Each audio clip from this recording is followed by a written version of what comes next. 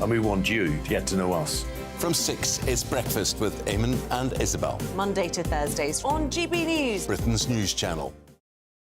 Have a great Saturday night with me, Leo Curse, on the Saturday Night Showdown.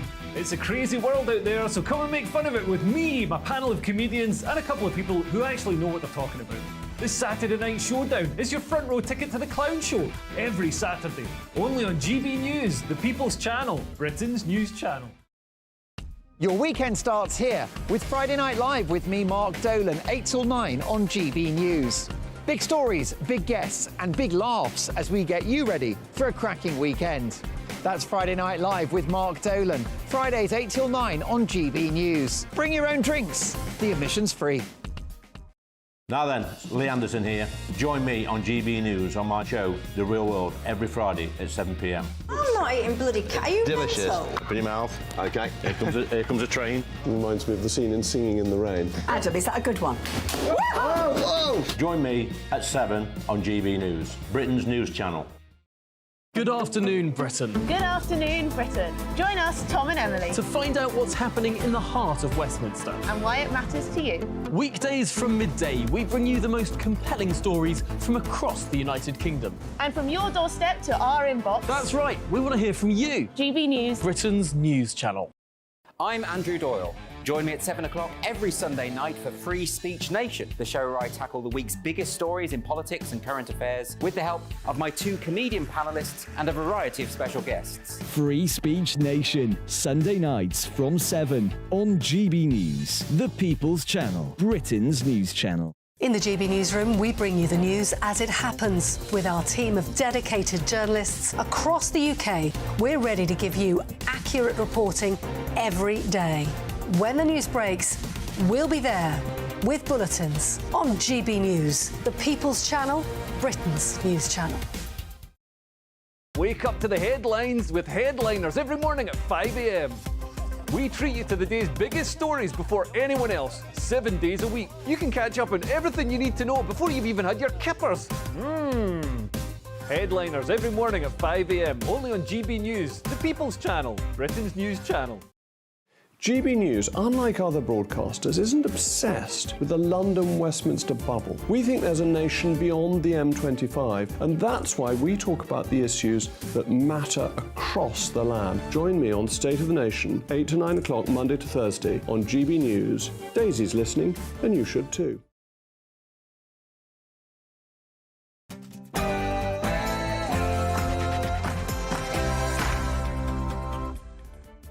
And a very good evening and Happy New Year. Yes, I'm Richard Tice. I'm filling in this week for the wonderful Sir Jacob Rees-Mogg on State of the Nation. Well, the rows have already started because tonight we're going to look at the extraordinary Home Office backlog figures revealed today. If you can get hold of them, make sense of them, well done you. Not easy, I tell you what. Here's another scandal. Unbelievable. 6 million ghost GB patients that could be fraud up to £1 billion a year. And here's the thing. Labour have unveiled an online tax calculator for voters ahead of the National Insurance Company. And, well, I suppose it's probably no surprise that champagne sales in the House of Lords have hit a record, some £90,000. State of the Nation starts now for the next hour with me, Richard Tice. I'll also be joined in my studio, fantastic, stupendous panel. We've got a barrister, I've got former Conservative MP Jerry Hayes and the former Labour Special Advisor Paul Richards. Of course, I want to hear from you with all your thoughts, your ideas, your views. It's a crucial part of the programme. Email me, mailmog@gbnews.com. But first of all, it is, of course, time for the news with Polly Middlehurst.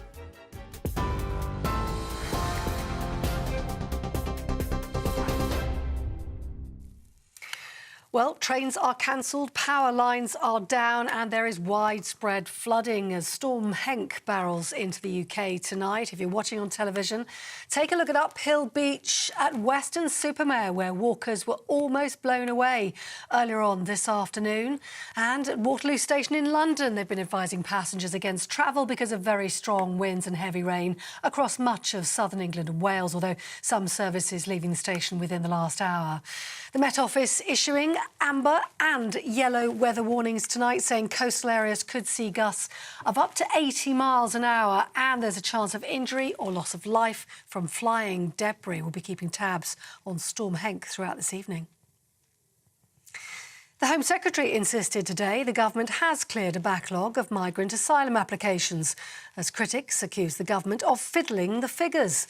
The number of asylum case decisions made last year was the highest since 2002, as the government insisted its commitment to clearing the backlog has been delivered. Labour says that's false, though, as reports suggest the reduced figure is in part due to some legacy cases being moved to other categories. James cleverly insists the number, though, is coming down. We have processed every single one of those applications. In the vast majority, a final decision has been made, and in a small number, there are complications. But the point is, we have now got a much, much faster process, which is why 50 hotels that were being used for housing asylum seekers are now being given back to the commercial world. But the Shadow Home Secretary, Yvette Cooper, says the government hasn't got its facts right. Rishi Sunak's claim to have cleared the asylum backlog is just totally false. In fact, the figures are nearly 100,000 cases, and they haven't even fully cleared the bit of the backlog they were targeting. And that's why we've still got record numbers of people in asylum hotels costing the taxpayer a total fortune. Yvette Cooper. NHS patients face further disruption tomorrow as junior doctors prepare to walk out in the health service's longest ever strike. An unprecedented 6 days of industrial action is planned as the NHS faces one of its busiest winters.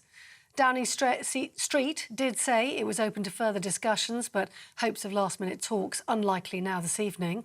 The BMA wanting junior doctors to get a 35% pay rise, which they say would restore their real earnings to levels seen in 2008. The government, though, saying those demands are unaffordable. That's the news on GB News across the UK on TV, on digital radio and on your smart speaker. This is Britain's News Channel.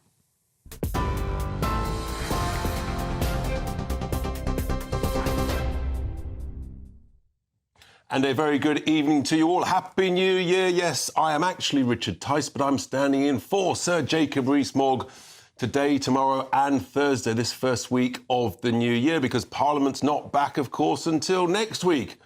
But already, I have to say, it's kicked off. I mean, all the sort of goodness of Happy New Year, the hangover's over, but the rows have started, folks, big time. No messing at all. Quite extraordinary, because, first of all, you may have spotted over the festive period that Nigel had a little bit of a dispute with the Home Secretary, James Cleverly, about what the reason for the lack of boats crossing the English Channel over December and the festive period. Nigel was very, very clear in his tweet, no nonsense, no messing, that it was thanks to the weather. But the Home Secretary, James Cleverly, he pushed back this morning on breakfast television saying this. Just take a look at this. Government is claiming credit for the fact that the number of migrants crossing the Channel in small boats has fallen by a third in the last year. If you're going to claim credit for the drop in numbers, will you accept responsibility if the numbers go back up again as maybe the weather improves in the weeks ahead? So this is nothing to do with the weather. I mean, this is, I know this is a convenient way of overlooking the incredible hard work that our officials have done with their colleagues across Europe. This is not about the weather. There were 102 good sailing days this year, 106 sailing days last year. So the weather is not a contributory factor. So there we are. That's the Home Secretary saying the weather's not a contributing factor. I have to say, he clearly was nowhere near the coast over the last few weeks because it's been absolutely unbelievable. We should try and count up the number of named storms in the UK on the coasts in the last few weeks. I mean, it's just off the dial. We've got Storm Henk at the moment, not a prospect of any boats crossing the Channel. That was round number one. We were only a day in. Round number two came when the Home Office revealed their latest asylum seeker statistics regarding the backlog. Came out at 9:30 this morning, and they proudly stated that when the Prime Minister at the beginning of last year, actually December 22, he said he was going to get rid of the legacy backlog. whatever that means. He'd get rid of that by the end of 2023. And according to the Home Office, they've achieved it. They've got rid of this backlog of some 92,000 claims that was there before the 28th of June 2022. And that they've processed 112,000 claims, including 25,000 newer claims after that. But then when you dig into it, it turns out it's not quite the same, because actually the new backlog, I hope you're keeping up, folks, you got the legacy backlog and the new backlog. To you and I, it's just a backlog. What's the number? Well, the new backlog is conveniently at 99,000. So we had an old backlog. They say they've dealt with it, but we've got a new backlog that's broadly the same number. Unbelievable. It's the truth is, there's a backlog. It's give or take 100,000, and they don't seem to be making any progress to get through it. Oh, and by the way, in the backlog they claim to have got down, it transpires that they've accepted 67% of all applications. I might just remind you that back in 2004, the acceptance rate was less than 15%. They're proud that it's 67%. It was up at 75%. So this is the state of the nation. Oh, they've also lost. They've lost 17,000. No idea where they are. There's another bunch we can't work out. It's so impossible. I actually need an expert. Someone like the great Harjap Singh Bankal, who conveniently is in the studio with me. Harjap, Happy New Year. Thanks for joining me in the studio. Could you do a better job of making head nor any form of assessment of these numbers? Because it's not easy, Harjap. They've been massaged well. Massaged well, really? Indeed, right. So the fact is, out of the 112, roughly about 35,000 are those which we call withdrawn cases, where someone says, I'm taking my asylum claim back. They could be taking it back because they're going underground. They could be taking it back because they don't want to claim asylum anymore. Or they could be the infamous ones a few weeks ago, which we learnt that the Home Office have just lost and said we don't know where they are. That's the 17,000 of the 35. That's so out of 35,000, if you take that down, they're the ones who are done. Now, they can reinstate their claim at any time, and a lot of them have. And when they reinstate their claim, they cleverly is the key word. Cleverly is the key word. He's a clever man. They don't go into that legacy backlog. They'll go into the new figures, and they'll form fresh claims and new claims. So they'll say, well, we've dealt with the old claims, when in fact they are recycled claims. So a lot of that isn't going to work out. Even the returns figures that we're looking at, they've been massaged well, because the word voluntary is used in returns figures. So if they're saying, well, we sent 24,000 people back, but they were voluntary returns. Voluntary doesn't mean you're sent back in the back of a van or on a plane in handcuffs. It means you've spent 10 to 15 years there, made your money and think, you know what, I've had enough of this, I'm going back home.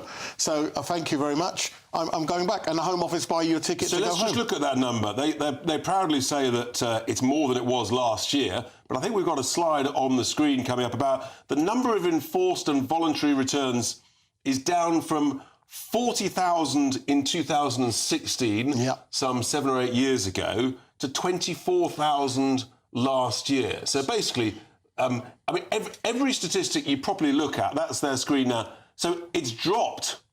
The competence of the Home Office in returning people has collapsed by almost 50%. And that's 24,000, including those who have decided to go back themselves. If we break down into enforced, the enforced comes down for less than 3,000. So 3,000 are those which we've grabbed hold of and put them on a plane or sent them back by force, using force, the word term enforced. But the Prime Minister, let's just be clear, he put out a tweet this morning saying how well he'd done at getting rid of the legacy backlog. I think we've got this also on the screen. And then there's a thing on social media called a community note, which is where people actually clarify the information of the original tweet. And that's pretty embarrassing for the Prime Minister's own tweet to actually be the subject of a community note that says, sorry, misinformation, basically, because we've just been touching about. That's not a great start to the year for the Prime Minister, is it? He's not. One day in. And it's a tough year, and I think we're going to see a lot more of these community notes, and actually very good in the fact that they correct misinformation. And this shouldn't be put out without, the figures should be told very clear-cut, like we're telling today. This is how much are enforced, this is how much will go back. 35,000 actually probably didn't turn up to their interview. That's why they've said, right, we've dismissed the claim. Now, if I'm a professor and I set a deadline, my own deadline, that you've got to hand these papers in to my students, and I say, well, if you don't hand them in, I'm just going to fail you. They can appeal, and I'll still have to mark the papers. They'll land on my desk again. This is what we're going to have. We're going to end up with a new backlog called an appeals backlog in the court of around about 30 to 35,000 cases. My listeners, my viewers, they will focus on one number, which is, give or take, there's still 100,000 backlog. It's what it was just over a year ago when the Prime Minister said he would get rid of it. I think what most people would assume is that actually that means you're going to get it down to zero. You're going to get it what I call current. Harjap, thank you so much for your thoughts on that. We will no doubt be speaking during the course of the next few weeks and months. Now, joining me now down the line to discuss this further is former Home Office Special Advisor Claire Pearsall. Claire, thanks for joining me this evening. Were you able to provide any more shining light at the beginning of this year on this press release from the Home Office? You understand how this all works. What are we missing in the studio here? I don't think you're missing anything. I think there is some massaging of the figures. It's a little bit of clever accounting being taken by the Home Secretary. When you think that 17,000 people are currently lost, they don't know where they are, they've had no contact with them. So those numbers are still included. But also a third of all of these claims have been withdrawn for varying different reasons. Now, these, as Harjap has said, could have been people that have done it themselves or have just gone missing. They're lost into the ether. So we don't know how many that actually accounts for. So it's a really easy way to put these cases into numbers and say, yes, we've cleared it, when actually they haven't. And the wording has been very, very specific by the Home Secretary this morning by saying they've been processed. Now, that doesn't mean a decision has been made. It just means that an initial decision perhaps has been passed and they get put into a different pile. So the backlog is never actually cleared. So it's a bit like tidying your bedroom, isn't it? It's untidy, there's a whole load of mess everywhere. Why don't you just shove it all under the bed, bring the duvet over, you can't see the mess, it's dealt with, you can claim credit to your parents that you've tidied your room. Well, that's exactly it. It's just being put into a different pile. But it's also quite ironic that by stating the legacy backlog has been cleared, what has actually happened now is that since June 2022, there are 94,000 cases that are still awaiting an initial decision, which is larger than the legacy backlog that they started with in the first place. So they aren't clearing anything. And as you say, they're just shoving it from one pile under a cupboard into a drawer and hoping that no one will notice. Claire, can you help me? I actually checked it. So in the House of Commons Library report from September 23, it shows the graph of the last sort of 30 or 40 years. In 2004, the acceptance rate was less than 15% of all asylum applications. It peaked, I think, in the mid-70s. They now claim they've done well getting it to 67%. What has changed for that? I mean, that's like a quadrupling of the acceptance rate. Is that just the Home Office going woke, or is it the lawyers advising the claimants presenting a better case, or what? I think a lot of it is down to the amount of people that are on the move. There are more conflicts these days, and there are also those bespoke schemes that have been set up, like the Syrian Vulnerable Persons Resettlement Scheme, the Afghan Resettlement Scheme, Hong Kongers, Ukrainians, you name it. We have had a number of those very successfully brought in, so that will increase the number. I think that just generally, given the climate change issues that are going on and civil wars that are going on, more people are moving. But I do think that people are better prepared, and perhaps lawyers are a little bit more better prepared as well, and that's why you'll see the rate go up. Absolutely. I keep saying I think we're in the wrong bit. Well, actually, no, Harjap's in the right business because he is a lot. We all need to be in the legal business because it seems to me they're doing very well. Claire, thank you so much indeed for your thoughts. That's Claire Pearsall there, who's a former special advisor in the Home Office. Harjap, the truth is, Harjap, we've got no idea how many people are milling around in the system. It could be 150,000, it could be 200,000 people that essentially are sort of in the backlog, been withdrawn, just essentially not approved and therefore illegal. Is that right? Well, unofficial estimates say that people without a visa we're almost up to about 1.5 million people in this country, and there's a lot of them are people who just overstay because we don't have exit controls. So you know, and I know, and your public knows, viewers know, when we go to the airport, let's say Heathrow, to check out, there's no immigration there. So we don't know. We know about the people coming in. We just don't know whether they've gone back or not. And it's technically you just overstay here, and there's a big overstaying community, probably in the hundreds of thousands. And look, playing devil's advocate, or argue on the other side of the case, what about this point that actually the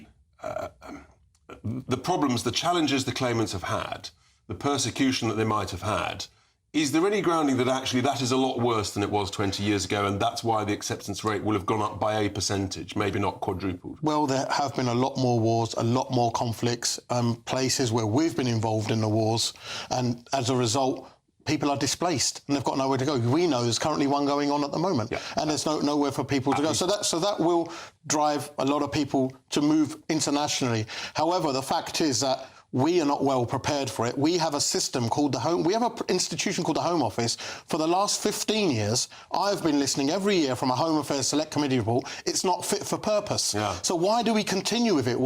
It's almost like having a house with cracked walls, putting another load on it, instead of saying, let's knock it down and rebuild the infrastructure. Feels like they're just tidying the bedroom and just shoving stuff in a different direction, a different pile, as Claire said. It's unbelievable. Painting over the cracks. Harjat, thank you very much indeed for your thoughts there. Well, coming up next, folks, it turns out that doctors could be earning almost £1 billion extra for so-called ghost patients.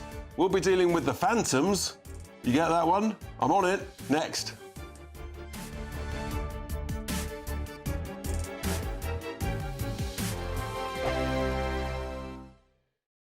Good afternoon, Britain. Good afternoon, Britain. Join us, Tom and Emily, To find out what's happening in the heart of Westminster. and why it matters to you.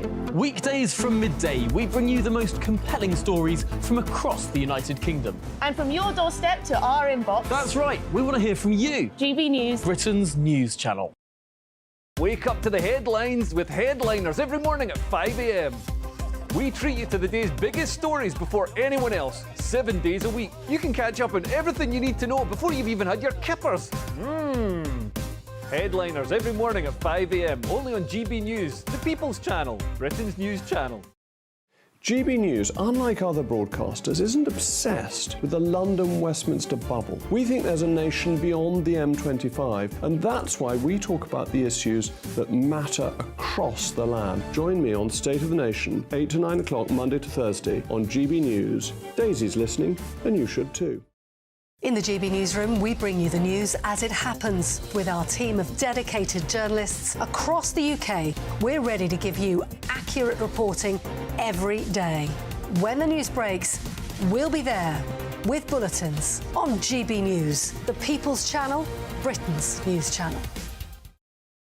Big news, big debates, big opinion.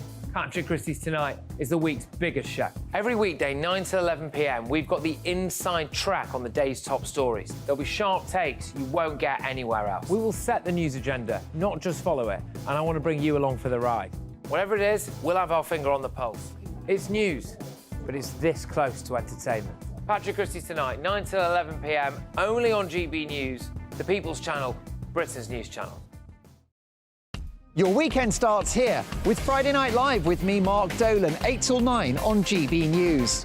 Big stories, big guests and big laughs as we get you ready for a cracking weekend. That's Friday Night Live with Mark Dolan. Fridays 8 till 9 on GB News. Bring your own drinks. The admission's free. Tired of the usual focus-tested, pre-prepared Westminster runaround? Well, so am I. So you want higher taxes? Is your department to blame for this? Are you rethinking this policy? Every Sunday at 9:30, I'll be sitting down with those in power to get the truth about the issues affecting you. Let's be honest, we've known about the cost pressures of this project for years, not months. That's the Camilla Tominey Show, a politics show with personality. On GB News, the People's Channel, Britain's news channel. I'm Andrew Doyle. Join me at 7 o'clock every Sunday night for Free Speech Nation, the show where I tackle the week's biggest stories in politics and current affairs with the help of my two comedian panellists and a variety of special guests. Free Speech Nation, Sunday nights from 7 on GB News, the People's Channel, Britain's news channel.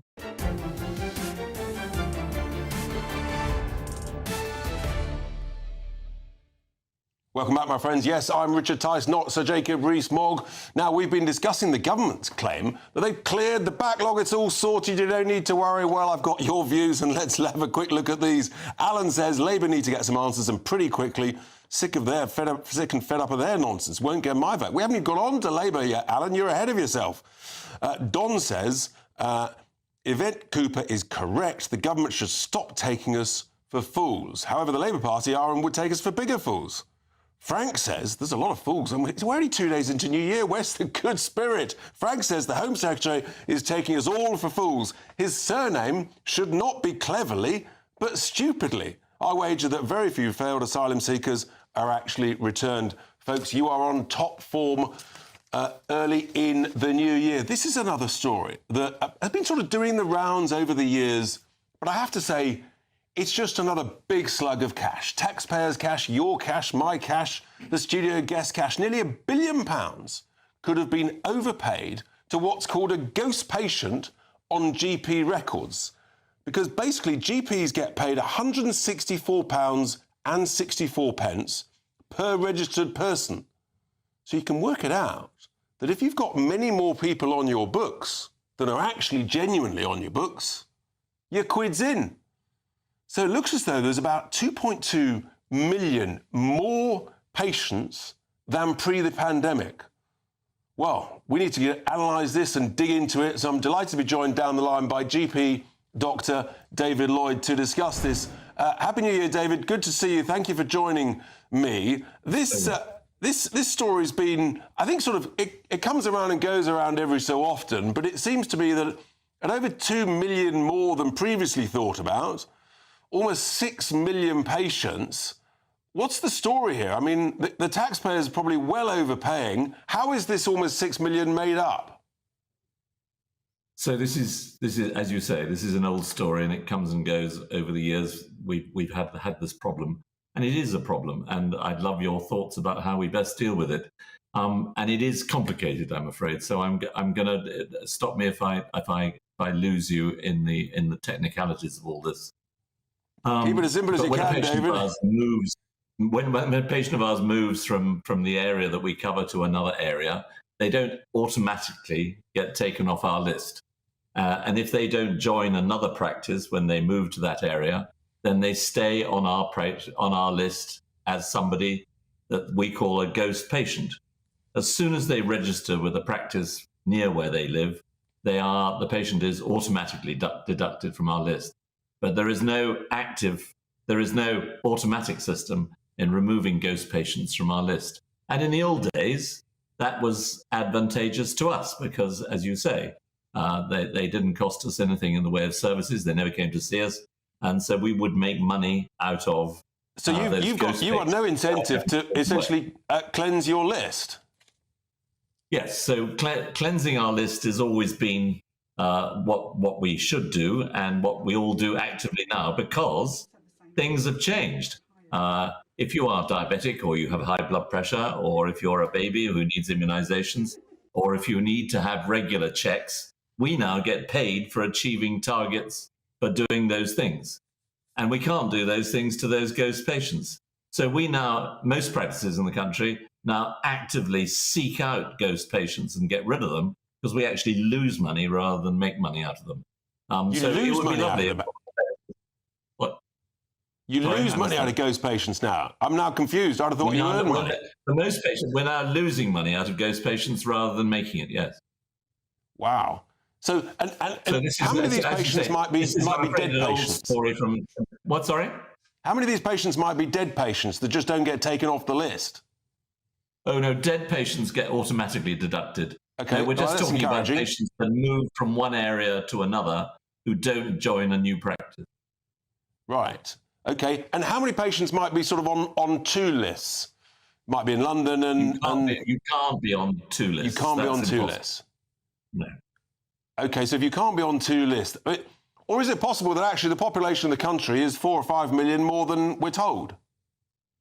No, I don't think that's the case either. I think there's no doubt at all that there is list inflation, but I promise you, it's not costing the taxpayer as much money as it used to, and in fact, it's costing us as GPs to keep on having ghost patients, and so we are now very zealous. But this is a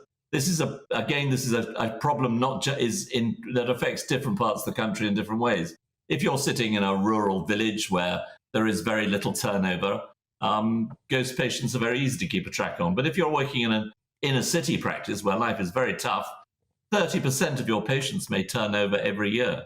Wow. And that is an enormous administrative task. I get that's a problem, David. 30%, that's absolutely huge. Time is running against us, David Lloyd, but thank you so much for your thoughts on there. That's NHS Doctor, Dr. David Lloyd. Well, joining me now is my brilliant panel, the criminal barrister, former Conservative MP Jerry Hayes, quite properly on my left, and the former Labour advisor Paul Richards has now reinvented himself on my right. Gentlemen, welcome. This is extraordinary. Paul... No, it's not. Well, you say it's not. No, I think it is extraordinary. I mean, is this costing the taxpayer hundreds of millions of pounds more than it should do? Is the population millions more? What do you think? The population is not millions more than we know about, but I mean, I'm somebody who gets a text every now and again on my mobile phone from my GP addressed to June. Inviting me in for a cervical smear or whatever it might be. Paul. And the reason is we had somebody living in our house 10 years ago, an au pair, who registered for NHS services 10 years ago for the 8 months she was with us. She still seems to be on the system. Right. And she is still being, even though she now lives in Germany, is in her mid-30s, being invited into local NHS services.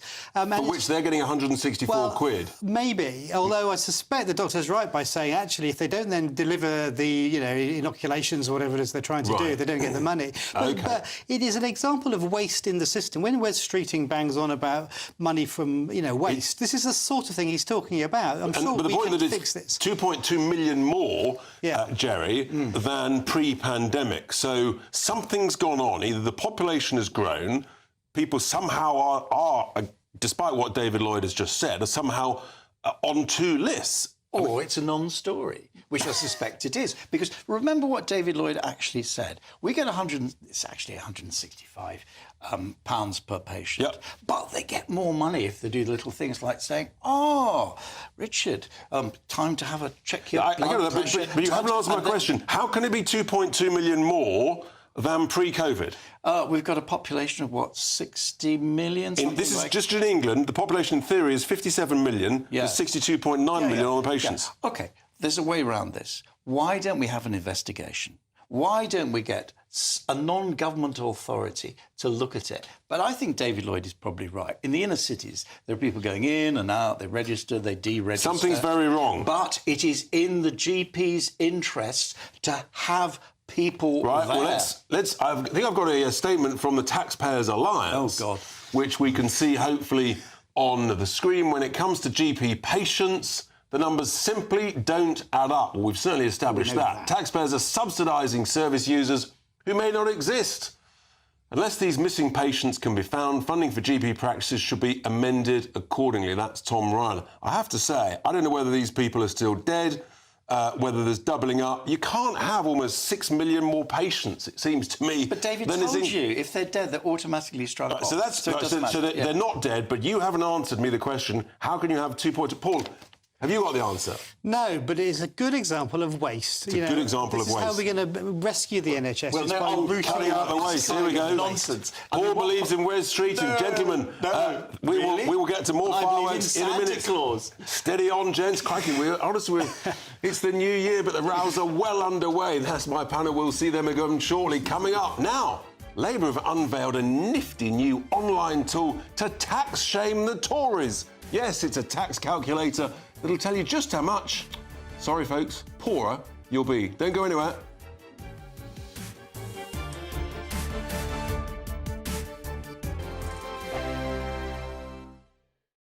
Your weekend starts here with Friday Night Live with me, Mark Dolan, 8 till 9 on GB News.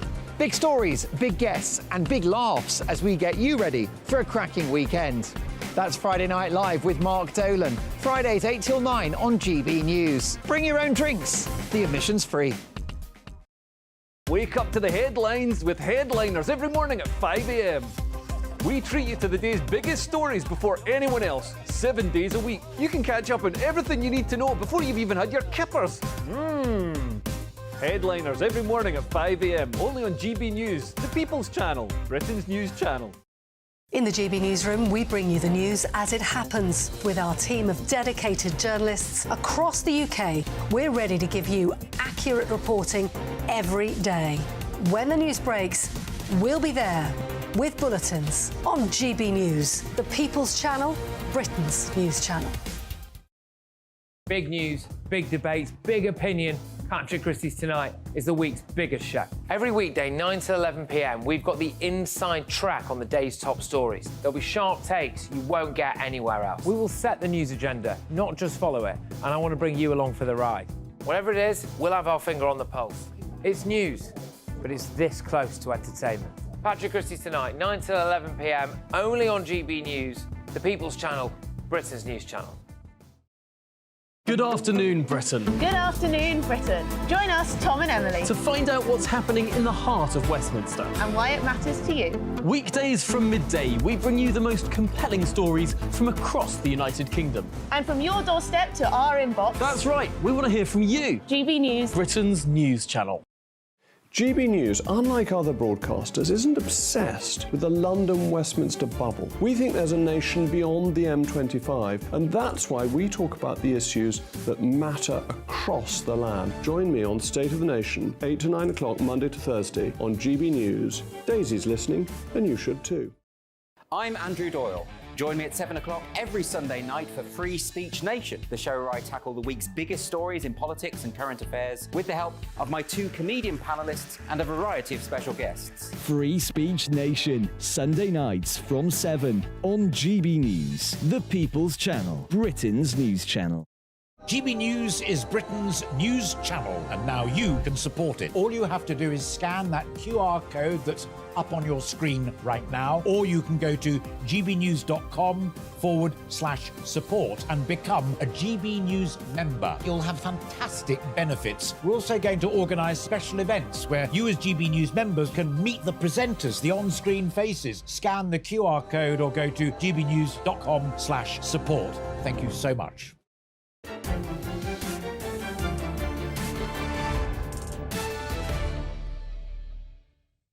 Welcome back, everyone, to State of the Nation. Yes, I'm Richard Tice, and we've been discussing all sorts. We've been talking about the asylum backlogs, the NHS waste of potentially £1 billion. Now, you sent in some great thoughts here under Mail Mogs. Janet says, well, it's quite simple. We should just go back to the system of paying GPs for the number of patients they see, rather than the number on the list. Janet, that's far too much like common sense. Tim says exactly the same. Pay doctors for who they see, not on the list. There must be millions of EU workers registered and returned. Tim could be bang on the money there. Treat them like dentists.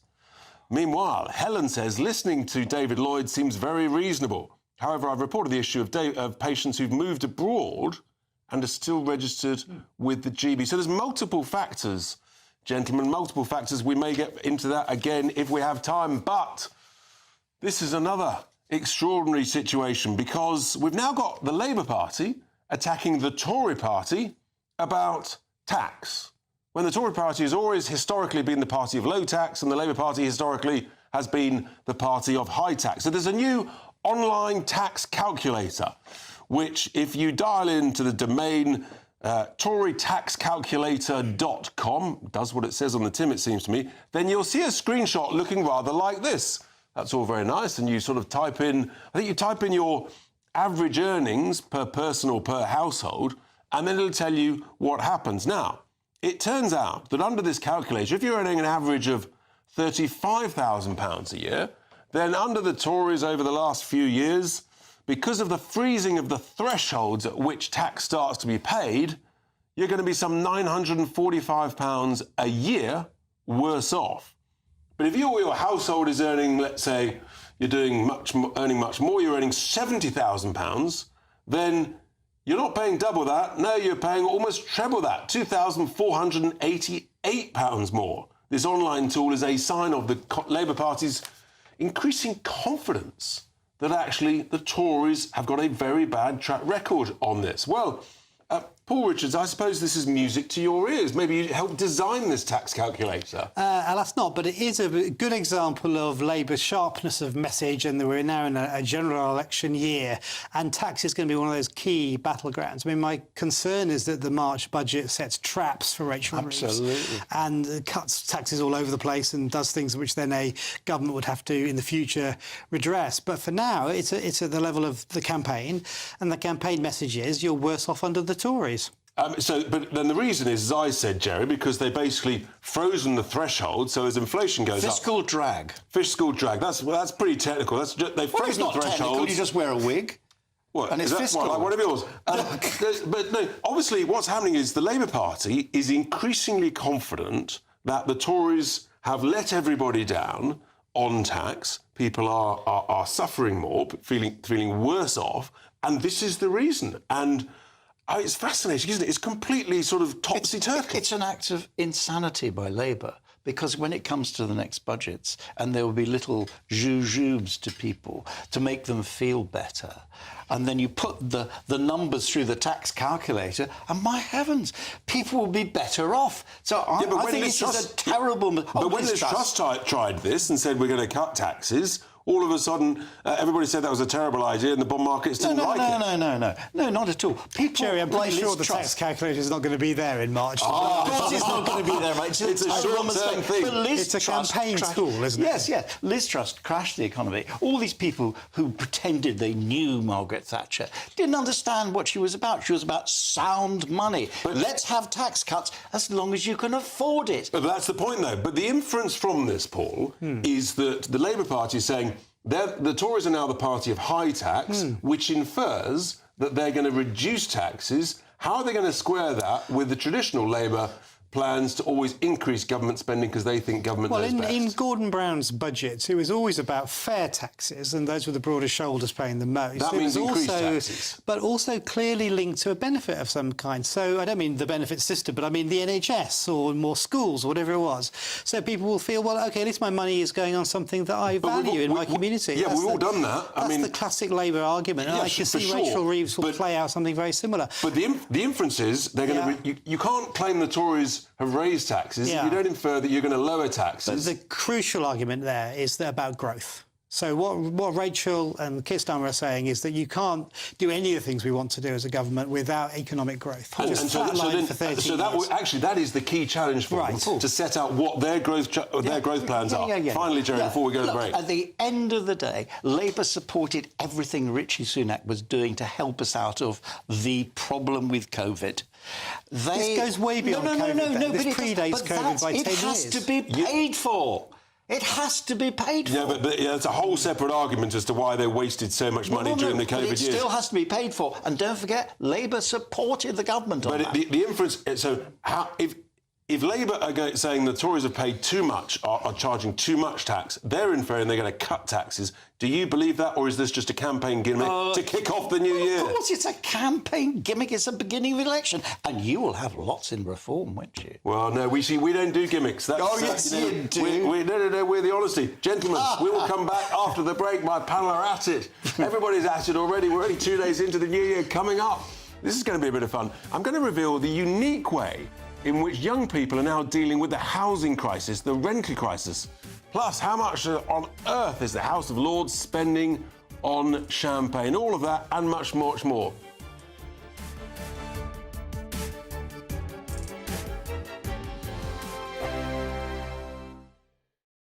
2024, a battleground year. The year the nation decides. As the parties gear up their campaigns for the next general election. Who will be left standing when the British people make one of the biggest decisions of their lives? Who will rise? And who will fall? Let's find out together. For every moment, the highs, the lows, the twists and turns. We'll be with you for every step of this journey. In 2024, GB News is Britain's election channel.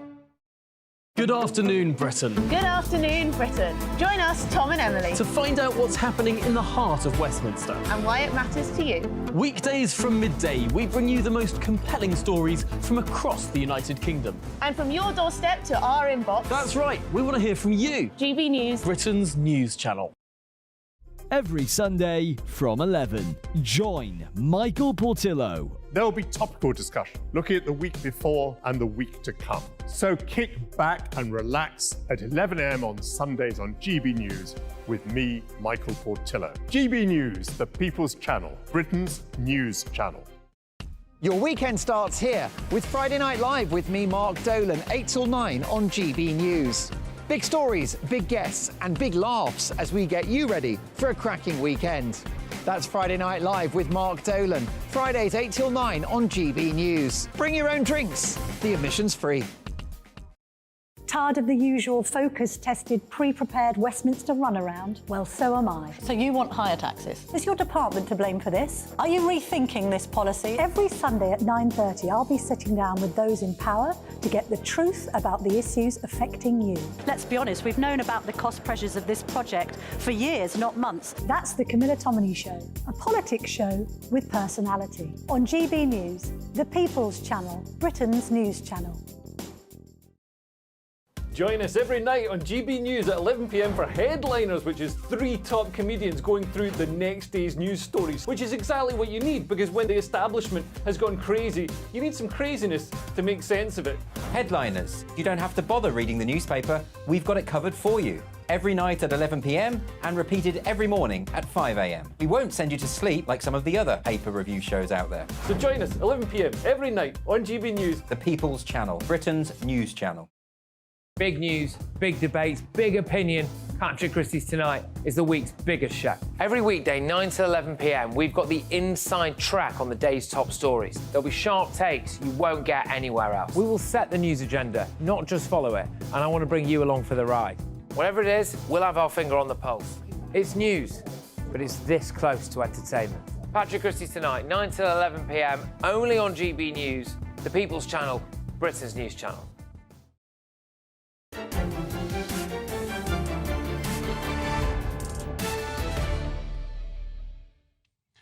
Welcome back to State of the Nation. Yes, I am Richard Tice, for heaven's sake. We're getting so much excitement. The time is racing through my brilliant panel. I can't stop them talking even during the break. We're going from the furious to the farcical because the housing crisis, we all know, is very serious, whether it's the pricing of houses to buy or whether, of course, it's the cost of housing rent. And we've now got actually... we've got game players, we've got musicians, celebrities, all getting in on the act and talking about the rental crisis. So many of you maybe have played these video games. I'm sure my panellists will ask them whether they played video games recently or in former years. But they're now actually writing within their games and within the songs about the rental crisis. For example, the new for rent version of the new Sims game actually allows players to take the role of tenants and to try and start at the mercy of killer mushrooms. I'm not a mushroom fan myself, actually, so there we go. And then there's a record label that's put out inspired songs, rent-inspired songs, a guillotine for my landlord. I mean, this stuff's pretty spicy, but what it's really doing is highlighting just how many people are affected by the housing crisis. I don't think it gets enough airtime, frankly, within politicians of any colour. And actually, when you look at the number of housing ministers in recent years, it's just treated as not relevant. Anyway, talking of which, we've got a little picture here. This is a Sims makeup. It's a sort of fake makeup of someone that you might recognise. Yes, he's actually the host of this show. That is a Sims video makeup of Sir Jacob Rees-Mogg from sometime during the lockdown period. There we are. He's got a better cut suit there. Steady on, we'll test him. Now, gentlemen, I have to be honest, I've never played this Sims game. I'm not sure you two have either. No. But, Paul, what does this tell you, this story? What does this tell you about the housing crisis and just how serious it is for young people? Well, it is generational, I think. I think anyone over the age of about 40, 50 grew up in a world where if you worked hard and you had a job, you could get on the housing ladder if you chose to, you could have a stake in society and own your own home, right? Anyone under the age of about 30, you may as well ask them to go and live on Mars. The size of deposits, the rent, the market itself to buy, and then to rent, of course, rip-off landlords, and huge, inflation in terms of the rents going up all the time. So this is now part of young people's culture. You talk to young people, they will say that this is the reality they live with. And Jerry and I were talking in the break there, it's young people who are professionals earning a good salary, and 2 of them without kids, and they can't afford to live in London. It's ridiculous. It is extraordinary. And so you've got, great musicians and things, and they've got compilations, they've got songs called Rental Yields, hundreds of musicians, Jerry.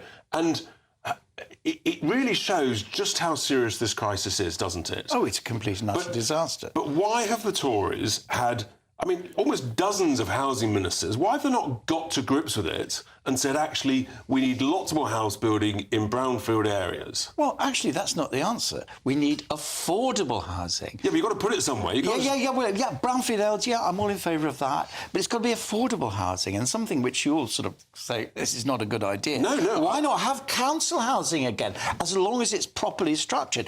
I won my seat in 1983 because of council house sales. The mistake Margaret Thatcher's government made was saying, well, we can't reinvest that money back into council house sales. It's got to be affordable housing. Of course, building housing is not the big deal. It's affordable housing. No, but actually, you've got to do both. You've got to build them, and they've got to be affordable. One of the issues is that the quantity of regulations has grown up, EU regulations. But just recently, Paul, Labour actually voted down a Tory proposal to get rid of a whole load of regulations called nutrient neutrality, which could have freed up about 100,000 homes over the next 12 or 18 months or so.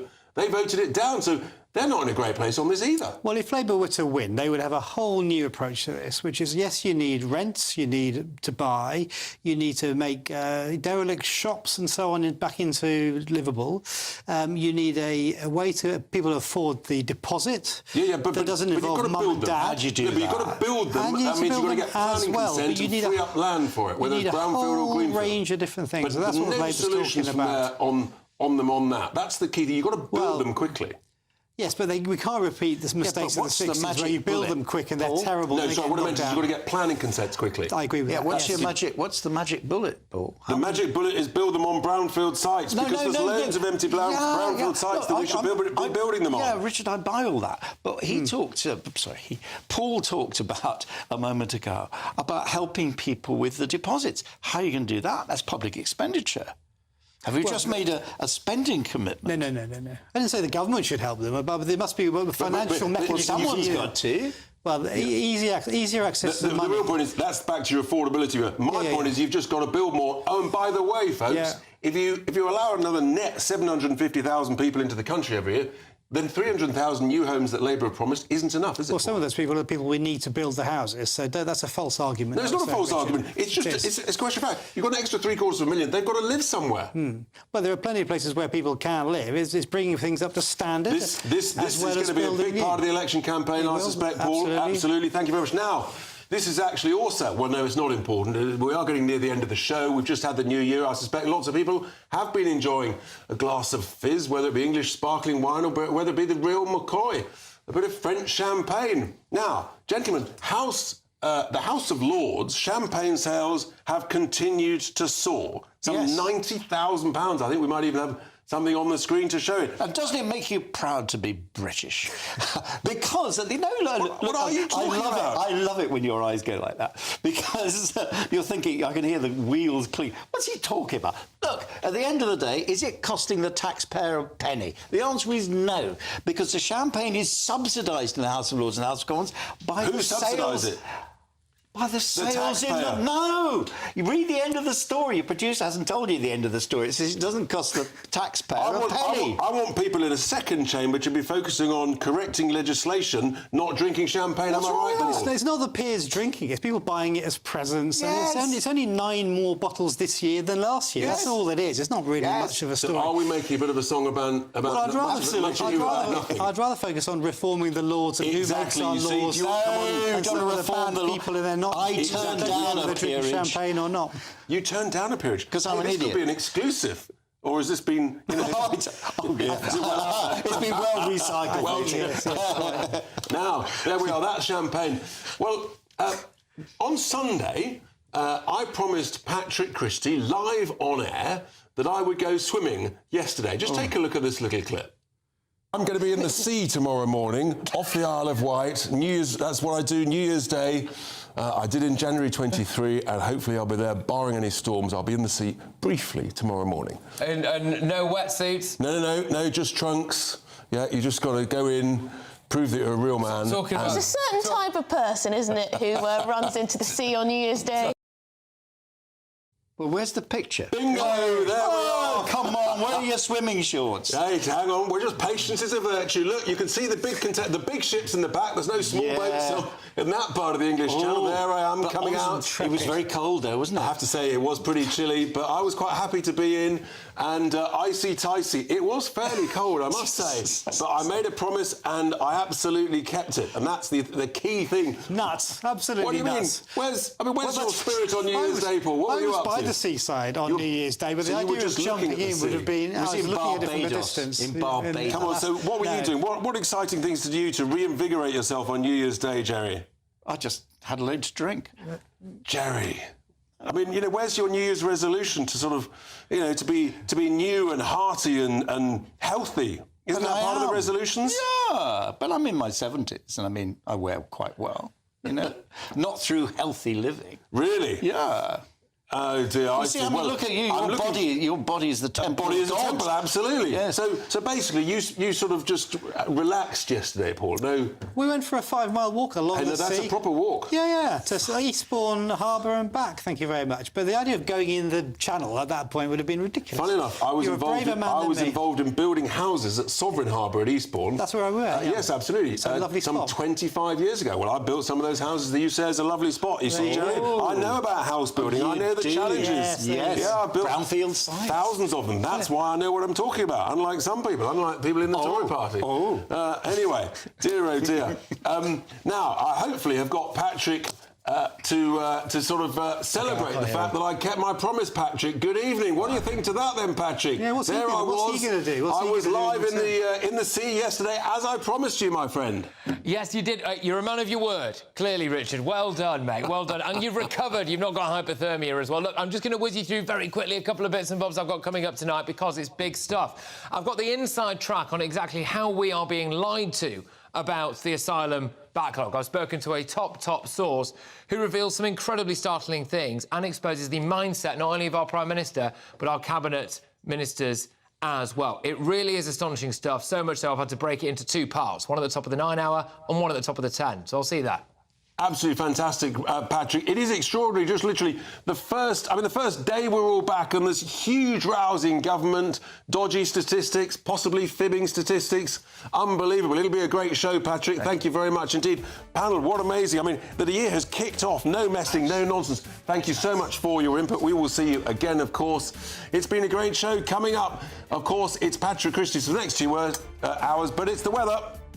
A brighter outlook with Box Solar, sponsors of weather on GB News.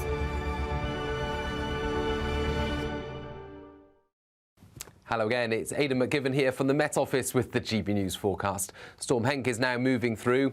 Wind easing and rain clearing to showers overnight, but it does stay blustery into Wednesday and the next few days. In fact, as low pressure continues to dominate, but this was Storm Henk earlier on Tuesday. It's now moving into the North Sea. The worst of the conditions then easing across the UK, but we'll see further rain across eastern England for a time. And north and east Scotland will see further persistent rain with snow for Shetland. Meanwhile, blustery showers push in to the rest of the UK. Of course, the wind keeping things frost-free overnight, except for Shetland, where we've got snow building up over the hills. And for many of us, it is a blustery start to Wednesday. Gales for the far southwest, exposed coastal parts, but the wind won't be as strong across southern parts of the UK compared with Tuesday. Those showers will make their way from west to east. In between the showers, there will be some sunny spells, but those showers will be lively, gusty winds, perhaps even some thunder and hail towards the southwest, and some longer spells of wet weather in the far north, where it will feel cold, mid-single figures here, mild in the south, 11 or 12 degrees. A bright start in the south on Thursday, but further rain turns up across the south and southwest as we go into the morning. Some sunshine clinging on across Wales, the Midlands and East Anglia into the afternoon, but for Scotland and Northern Ireland, it's cloudy with further showers. Friday sees a few showers in many places, but by Saturday, higher pressure will lead to drier weather across the UK. That warm feeling inside from Boxed Boilers, Sponsors of weather on GB News. 2024, a battleground year. The year the nation decides. As the parties gear up their campaigns for the next general election. Who will be left standing when the British people make one of the biggest decisions of their lives? Who will rise? And who will fall? Let's find out together. For every moment, the highs, the lows, the twists and turns. We'll be with you for every step of this journey. In 2024, GB News is Britain's election channel.